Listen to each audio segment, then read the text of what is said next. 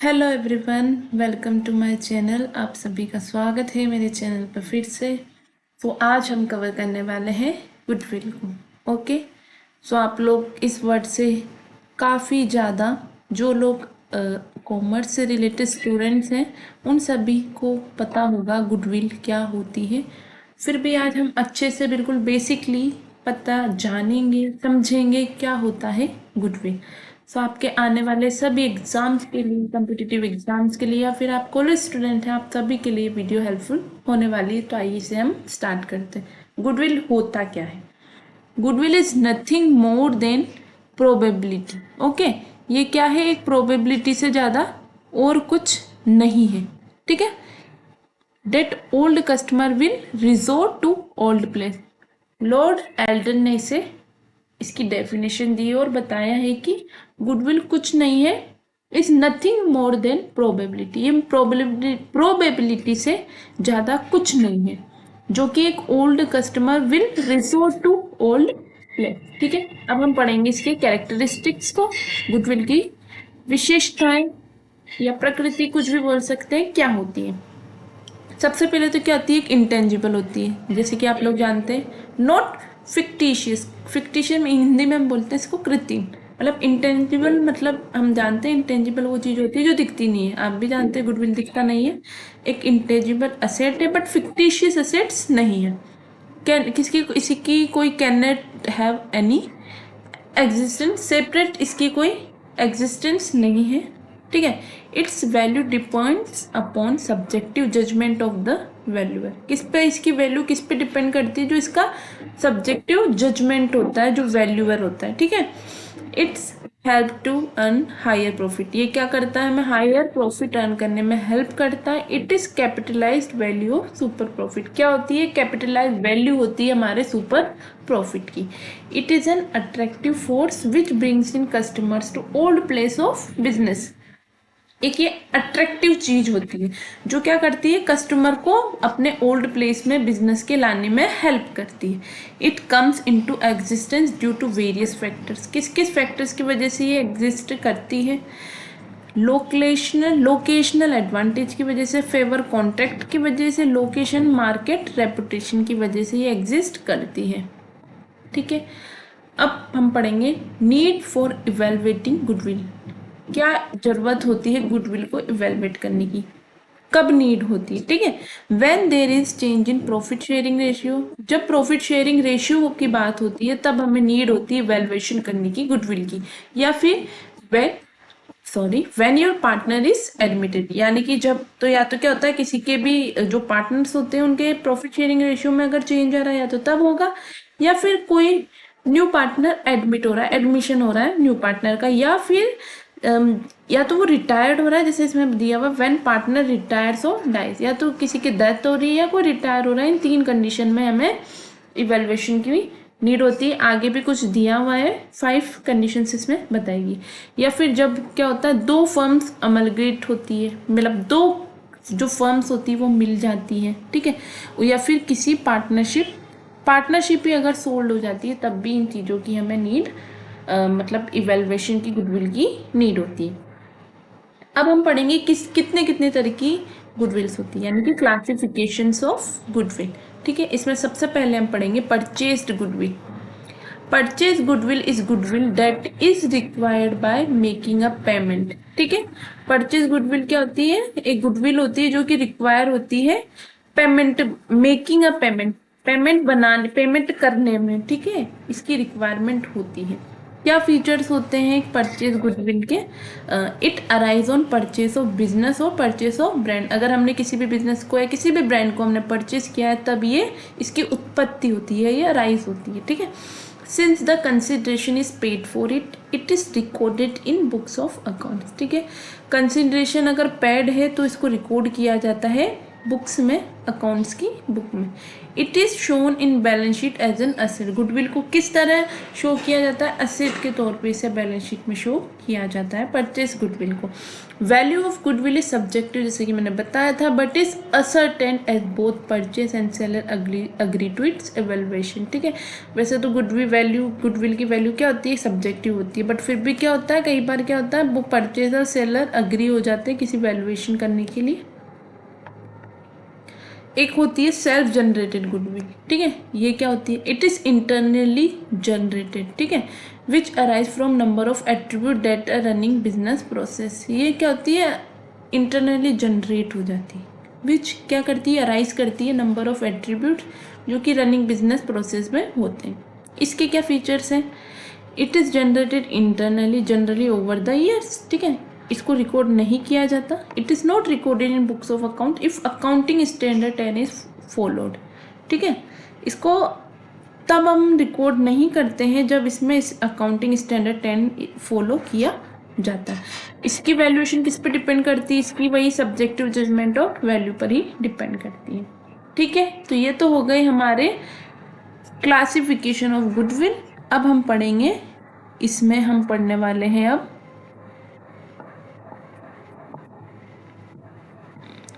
Classes of goodwill. Goodwill की कुछ classes होती हैं कि किस किस तरह की गुडविल होती है। इसको हमने 4 उसमें डिवाइड किया गया। अच्छे से इसको पढ़ेंगे, क्वेश्चन पूछ लिया जाता है डायरेक्टली भी इनडायरेक्टली, कैसे भी। बहुत ही अच्छा और इंटरेस्टिंग रहने वाला है ये। तो इसे हम स्टार्ट करते हैं। Classes of goodwill. Okay, classification of goodwill किस पे बेस करता है? कंज्यूमर के बिहेवियर पे। ठीक है, इस थ्योरी को किसने कॉइन किया था? PD Hilk in 1921. He also defines goodwill as follows: the right which grow out of all kind of past efforts in seeking profit and increase of value or other advantage. अब हम start करेंगे first, जो कि होती है dog goodwill.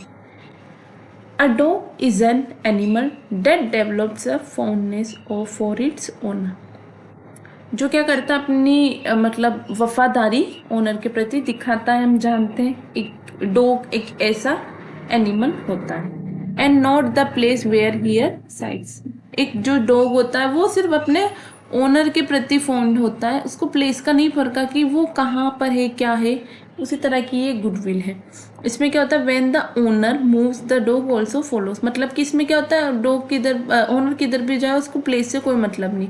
इसी तरह similar behaviour is spotted by consumer. इसी तरह क्या होता है? कंज्यूमर भी बिहेव करता है of an entity with goodwill, dog goodwill. मतलब कि इसमें भी क्या होता है? उसको मतलब उससे नहीं पता कंपनी किधर शिफ्ट हो रही, किधर क्या कर रही है, बट उसको कंपनी से मतलब है। ठीक है, वो कंपनी की वैल्यू करता है, कंपनी के प्रति अपना फॉन्डनेस दिखाता है, जैसे कि डॉग दिखाता है।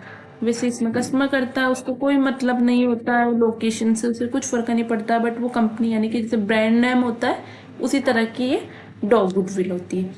The customer rally on the management and leadership of the company. ठीक है, किस पे रैली करता है? मैनेजमेंट और leadership of the company. They see value in the company because of the people chairing its position. Such consumer will be likely to move their preference to the location of the company leaders. Thus, the leadership of a business drive the dog goodwill. I hope आपको समझ आया होगा dog goodwill। अब हम पढ़ेंगे cat goodwill. A cat is often pictured as a self-sufficient animal with would not careless personality. ठीक है, इसमें क्या होता है कि जैसे कि एग्जाम्पल इसमें दिया हुआ, इसको पढ़ लेते हैं पहले। It does not care where the fish is coming from as long as it's is coming every day. जैसे एक बिल्ली होती है ना, उसे कैट को मतलब नहीं होता किसी भी चीज़ से, उसको बस ये चीज़ देखनी है, हाँ मेरे पास में फिश आ रही है, उसको नहीं पता वो किधर से आ रही, क्या आ रही है, बट हाँ उसके पास डेली आ रही है। वैसे कंज्यूमर्स होते हैं, वो बस वो चीज़ देखते हैं, हाँ मेरे पास चीज़ आ रही है, उसे नहीं मतलब ओनर क्या है, बस उसको उसकी चीज़ से मतलब है। वो अपने कस्टमर नो है उन्हें सिर्फ अपने ब्रांड के, कंपनी के नेम के। ठीक है, think of an alley where you will always notice the same group of cats. ठीक है, the cat goodwill customer are more loyal to a brand or the company name. ठीक है, जैसे मैंने बताया द मैनेजमेंट एंड लीडरशिप से उन्हें कोई मतलब नहीं होता, ठीक है, कोई कंसर्न नहीं रखते। जैसे मैंने बताया था डॉ गुडविल में वो लोग उसके प्रति बहुत होते हैं अपनी कंपनी के मैनेजमेंट की तरफ, लीडरशिप की तरफ, ठीक है। बट कैट गुडविल में ये ब्रांड इक्विटी वाले लोग होते हैं, इनको ब्रांड से मतलब होता है और हार्डली स्विच करते रहते हैं अपनी प्रेफरेंस को, ठीक है।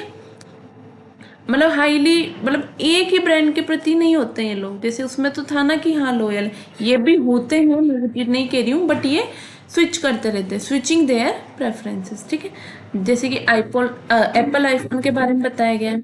एप्पल आईफोन के यूजर बेस्ट एग्जांपल है कैट गुडविल के। जैसे उनको उनके ओनर से कोई मतलब नहीं है कि वो आए जाए, उन्हें कोई मतलब नहीं है, बट एप्पल यूजर आर हमेशा रहेंगे, ठीक है। एक होती है red goodwill.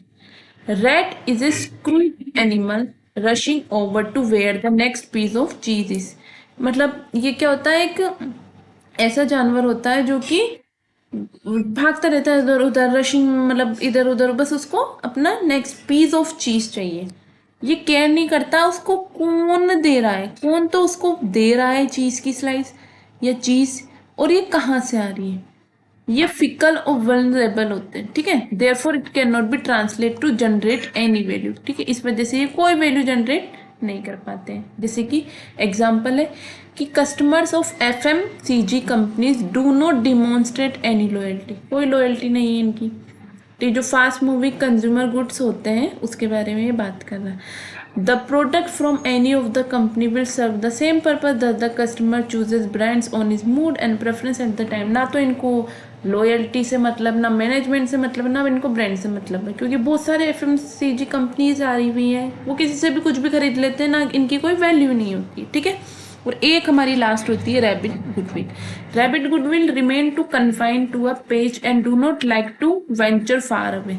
Similarly, the rabbit consumer will only pick a product if it available in their acceptable radius. जैसे कुछ लोग होते हैं ना कि उनकी हाँ मेरी ये मतलब सीमा बोल सकते हैं कि हाँ ये मेरी बॉर्डर लाइन है, इससे ज़्यादा मैं नहीं दे सकता। तो ये भी उसी तरह के कस्टमर्स होते हैं, ये सिर्फ ऐसे ही प्रोडक्ट पिक करते हैं जो कि अवेलेबल होता है उनकी रेडियस में। इसका एग्जाम्पल देखते हैं। For example, no one like to go through extra efforts, कोई एक्स्ट्रा एफर्ट नहीं डालता फ्रूट्स वेजिटेबल ग्रोसरीज को लेने में, ठीक है। Consumer would like to go no further than the nearest department store to make the purchase, इतना वो ध्यान ही नहीं देता है। रैबिट होता है ना, उसको कोई मतलब नहीं होता है इन सब चीज़ों से, जिधर से जो मिल रहा है वो खा रहा है, कुछ भी पिक कर रहा है, ठीक है। वैसी तरह कंज्यूमर होते हैं, इनको कोई मतलब नहीं, ना ये एफर्ट्स दिखाते हैं ना कुछ नहीं, बस ये इनको अपना जो प्रोडक्ट जहाँ पे मिल रहा है, अपनी रेडियस जो इनकी होती है इतनी, हाँ इतनी मनी में मुझे लेना है, इसमें लिया और काम खत्म। तो ये थे चारों तरह की गुडविल। एक बार मैं आपको चारों में कंपैरिजन करके इस स्लाइड से और क्लियर कर देती हूँ ताकि आपको कुछ भी इशू ना हो। डॉग में क्या होता है, कस्टमर रेली करता है कंपनी के मैनेजमेंट और लीडरशिप पे, ये अप्रिशिएट करते हैं कंपनी को because of the people who having position. ये मतलब पोजीशन जो पीपल्स होते हैं उन पे, उनकी को अप्रिशिएट करते हैं, उन पे डिपेंड करता है इन कस्टमर का, ठीक है। केट कस्टमर क्या होते हैं, ब्रांड लॉयल होते हैं, ठीक है। According to Kate they are uninterested, management में कोई इंटरेस्टेड नहीं है। रेट वाले क्या करते हैं, don't have favourites, among management में भी नहीं है और ब्रांड में भी नहीं है। This goodwill is also refer to a fickle vulnerable and worthless, ठीक है। Rabbit will choose the product if it is within their allowed distance, ठीक है। जैसे मैंने बताया, because the rabbit is restricted to a patch and does not wish to leave it. So ये था हमारा गुडविल। आने वाली क्लास में हम इसको कवर करेंगे वैल्यूएशन, यानी कि मैं आपको एक एक मेथड पढ़ाऊंगी कि कैसे क्या गुडविल को वैल्यूएट किया जाता है, किस तरह के मेथड से, एग्जाम्पल के थ्रू पे अच्छे से क्लास हम लेंगे। तो आप लोग मेरे चैनल के साथ बने रहिए। अगर आपको मेरी वीडियोस अच्छी लगती है तो मेरे चैनल को लाइक करें, शेयर करें, सब्सक्राइब करें। Thank you.